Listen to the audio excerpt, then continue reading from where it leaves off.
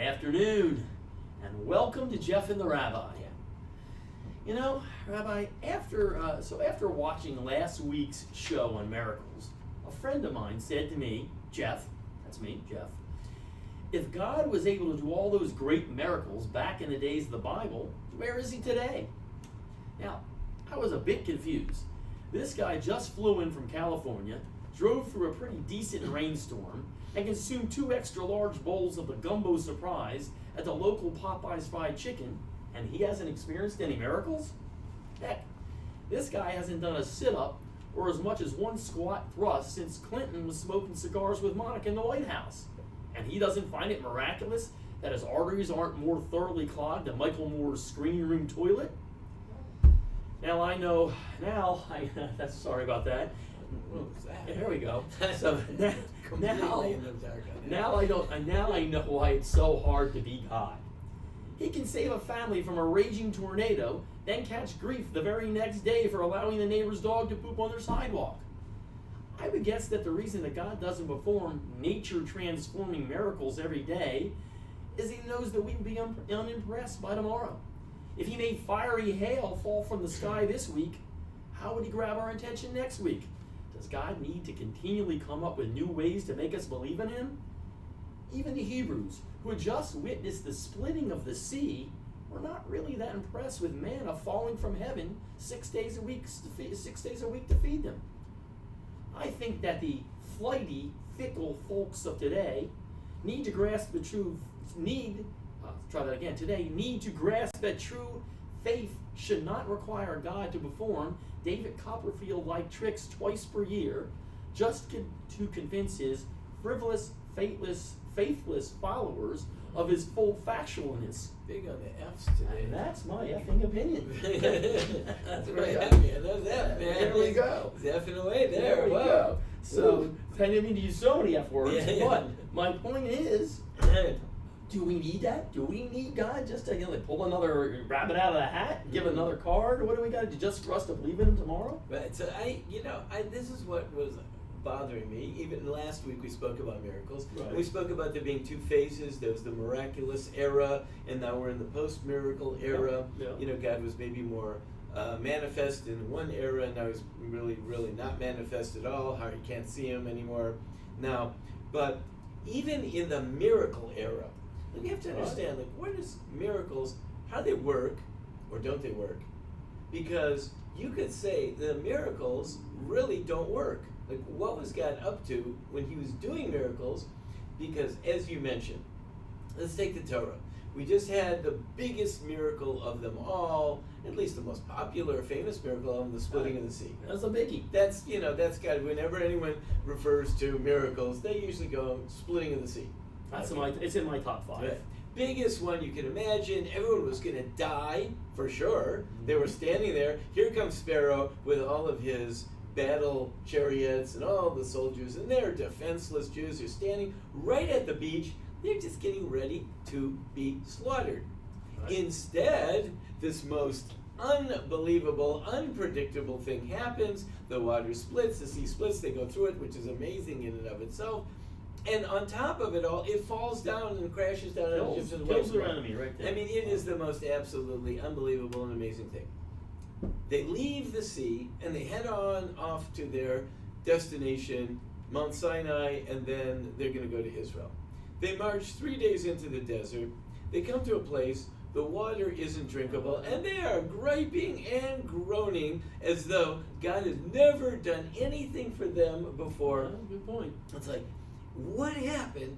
And we're talking about 3 days ago. You would think there are football games that people are talking about for days afterwards, right? And 3 days later, They've already quit, ready to go home. They're they're upset with God, they're upset with Moshe. And it said when after the sea split, they believed in God and Moshe. They believed in Moses. And here we are. Moses, what have you done to us? They're in his face, and they're all upset with him. And he turns to God, and he says, hey, come on, what are you doing? How can you do this to me? What's going on? Well, I can tell you, right there was people who were ready to fire Nick Saban. after the championship game. I got a movement to fire Nick Saban. And so, of course, that really is Now, pretty you're talking about emotional. I'm talking about Nick thinking, Saban here. Yeah, I mean, Right. okay, you know, how can these people, I right? wanted to see if I could relate to people understand that. What have you done for me lately? Wow. I mean, golly. Yeah. Right. Yeah, so, and then, by the way, God fixes it up. So he tells Moses to throw a stick in the water, and Moses throws a stick in the water, and the water becomes drinkable. Okay, so they drink the water, and then they head on. A few days later, griping and groaning again. Just a few more days later, griping and groaning again. We got nothing to eat. You know, first we didn't have water, now we don't have any bread. So God says, okay, I'm going to bring like quail down from heaven and manna, going to lay on the earth every morning. They didn't buy that either. They gripe again. Right. You know, well, what's going on? So I believe that there is a real important fundamental concept in miracles that we all need to learn in our lives. And perhaps this is why, another reason why, we went through the miracle stage and God doesn't do it anymore. If you look at it, when does God do miracles? Like, when have we seen miracles? What's the circumstances that are going on? I guess it depends what you're calling a miracle, so I get confused. Well, so the splitting of the sea. That's Right. our big number one capital miracle. Yeah, I guess. Right. So what's the deal? You got the people. They're in an impossible situation. They're, in this case, backed up to the sea. Pharaoh's coming down. Absolute intent to either kill everyone or take them all back as slaves. Right. He's, angry as could be. They've got no options. They're dead ducks. Right. A miracle happens and they're saved. We were saved. We were saved. Most of the big miracles that we're familiar with are generally salvation miracles. Okay. The people are in a real bad spot, and you can go through the books of the prophets. The Assyrians in the time of Isaiah, the Assyrians have surrounded the city. Everybody's inside the city. They're starving to death. The city of Jerusalem is going to be overrun. Huge armies of Assyrians all around. They've conquered the whole country. And then 250,000 of them just drop dead that night. All the rest of them are spooked and they all run away. Right. Well, that's big. That's a big miracle. Yeah, that's big. But what was the situation? Everybody was seriously in trouble. They're done for. And then the miracle comes, we're saved. Like Purim. Yeah, that's right. The Purim, it wasn't so obvious, but No, the same it's deal. with it. We are really in trouble, we are done for, and then the miracle comes and we're saved. Right. So we have, historically, as a Jewish people, have gotten used to that that's a big part of our history. When it's impossible, some great miracle is going to come along and save us, and we're still going to be around. Right? There's still going to be a Jewish people, and Right. century after century, miracle after miracle, we keep pulling it off, like whatever they might be, 6-day war miracles, or these type of things, the Egyptians, they've got us blocked off, and they've got huge armies, and then boom, instead of them overrunning us, like we overrun them, it's like crazy, Those are the miracles that we've gotten used to. Now, how about, I've got a cash flow problem, right? Yeah. I got a cash flow problem. And, I have money, but I'm calling people and they don't want to pay me because they don't have money and I need it and my creditors are, right? So when it comes to like the little nuts and bolts things of daily life, Right. we have a hard time believing in miracles. Even though we've gotten really good at big miracles, we're the Jews are always going to be around, and miraculously we will be saved, and we got good at that. But these everyday little miracles, right? Like, how am I going to get out of this mess that I'm in right now? Or they've got this relationship issue that I've got to deal with. Or, I need a new job, or I need, whatever. That's kind of where we should be thinking more. Right. I mean, so we're looking for the grand. We remember the grand slam. And when I bunts the guy that gets to second base and scores 3 plays later, Right. we don't remember that. Right. That didn't count. Only right. When it's miraculous because we got absolutely zero options, Right. then we'll turn to God and dial in a miracle. Please. Right. Right. But it seems as though we're not good at asking God to help us out when we feel that we have options, or I've got to work this out, I've got to try harder, I've got to come Right. up with something, Right. I've got to... Been there, yes. Yeah, right. Yes. I've got to figure this out. I. Now, when your back is against the sea and Pharaoh's coming, there's no sense saying I, because What I can do. Right. I'm out of here. Like, I am dead. I'm dead. Right. Right? Right. So then, God, please help me, and boom, a miracle happened. So that we got good at. So we're really good at the atheist and foxhole things. We're really good at that. Right. Give me a foxhole, like bombs are falling. Now I'm falling for God. I Yeah, got you. Okay. That's right. And historically, we're really good at that too, Right. because like our whole history is all about that. It's just that like today, every day, day in and day out, and all the little stuff Right. that's going on in my career and in my personal life, and all the little things that I Right. need. Those are the ones that we're not so good at, and we get really, really bent out of shape, and we don't think. Now, I've had this personal experience where we have a prayer that we say 3 times a day. In Hebrew, they call it the Shemona Esrei. In English, it's generally called the silent Amida, which means we stand up before God and we make our requests to God. And we're supposed to stand and think about all the things that are going on in our lives and how we need God's help. And we talk about we need fair judges, we need justice in the world, we need health, and we need sustenance, and all the stuff we need. Right. Right. I have had a personal experience where I have stood there, and for however long it takes, 5-10 minutes, I have been completely absorbed while talking to God in trying to figure out how I'm going to get out of my problem. I've been there as well. While talking to God in the middle of a conversation with God, I'm totally absorbed. But it's almost like, hey, just a minute, God. Like I've got to figure this out. Could you wait a minute? I'll be back to you in a minute, and let me figure this It's out. actually worse because you can say the words and still think it.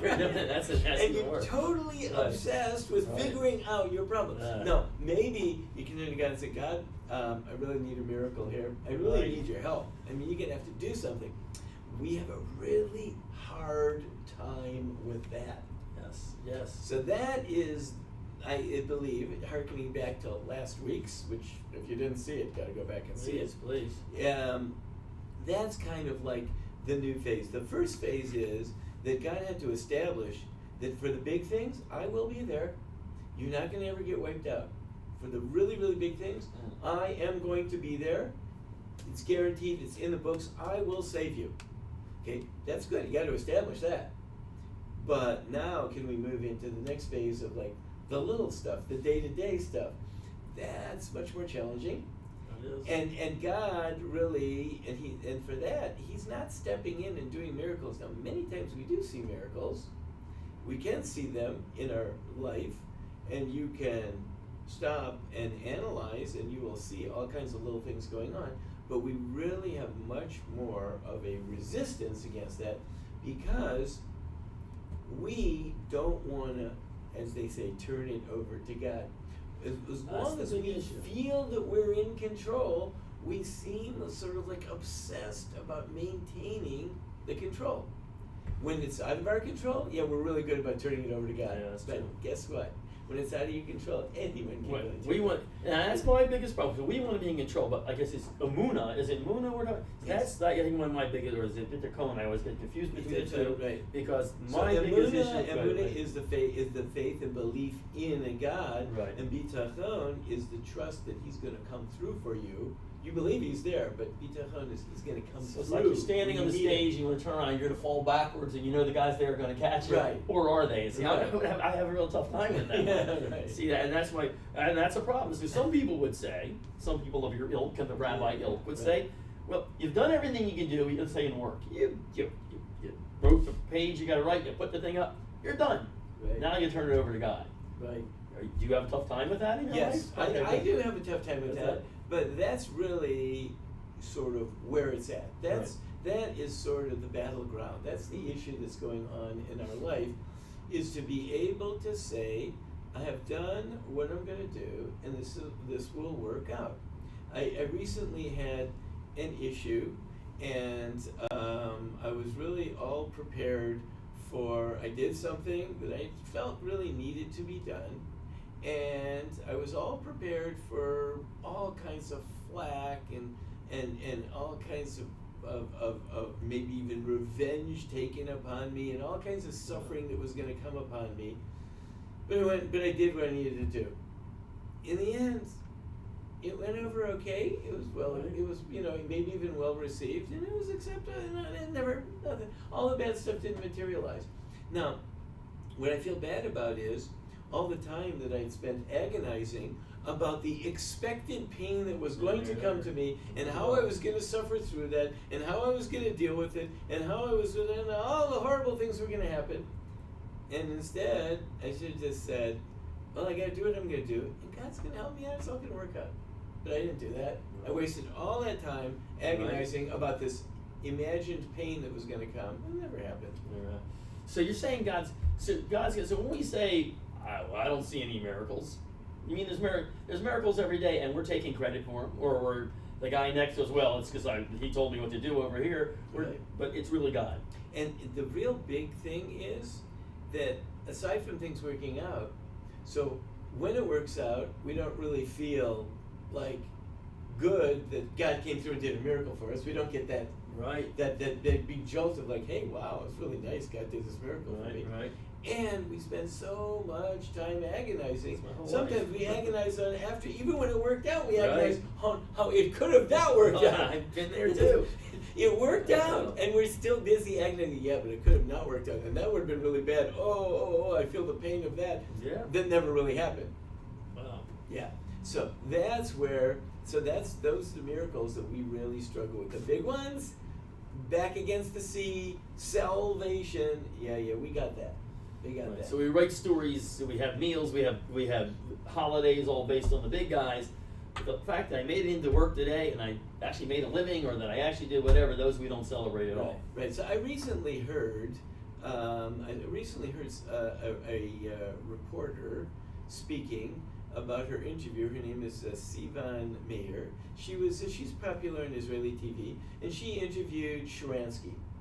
Sharansky said a very interesting thing in the course of their interview. Sharansky, Nathan Sharansky was a resistor for Israel. He was imprisoned. He really had spent years in Russian prison. They did it to him, right? Yeah. They really did it to him, and he fought through, and he held on, and he defied them, and really amazingly heroic story. Right. So he said, that heroism, that was kind of simple.